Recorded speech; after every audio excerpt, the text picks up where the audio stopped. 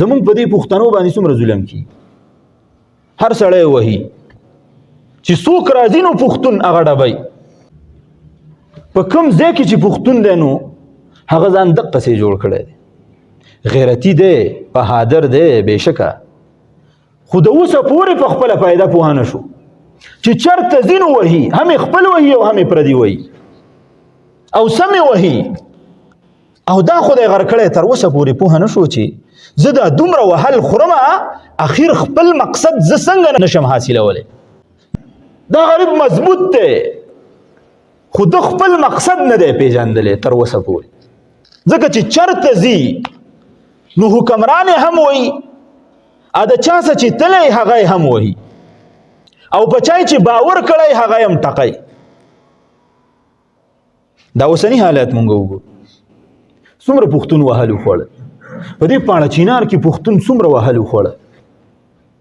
خو څوک یې تپوس کوي دا پاڼه چینار خو په خیبر پښتونخوا کې دی زمونږ خپل دی که نه د خیبر پښتونخوا حصه ده که نه خو څومره وهل دی پښتون وخوړه چا یې تپوس وکړه خپلو یې تپوس وکړه هغه پنجاب والا پرېږده دې پښتنو یې تپوس وکړه چې دا خلک وهل خوري اخر ولې دا وهل خوري په دې ظلم کېږي دا ولې پې کېږي په دې اسلام آباد کې څومره وهل وخوړه دا 3 ورځې چا یې تپوس وکړه هیڅ تپوس یې نشته دی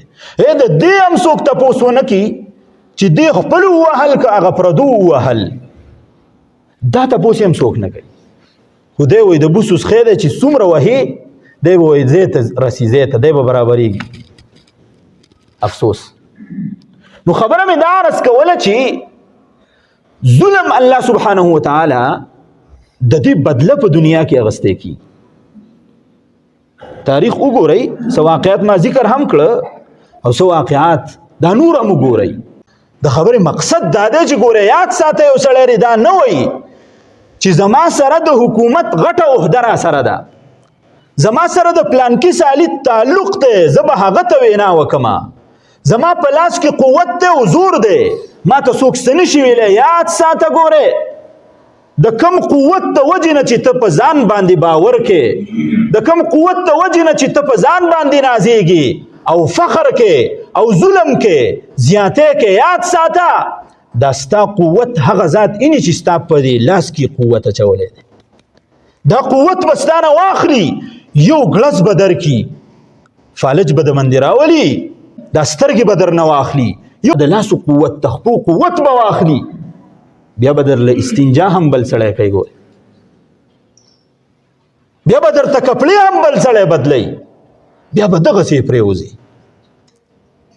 رسول الله صلی الله علیه وسلم ارشاد فرمایا اتق دعوة المظلوم فانه ليس بينه وبين الله حجاب مظلوم د دعا نه ګورې ځان وساتئ ځکه چې د الله او د الله په منځ کې چې کله د خیري وکړي بیا ګورې څه پرده او حایل نه الله سبحانه وتعالی دې مونږه ظالمان جوړ نه کړي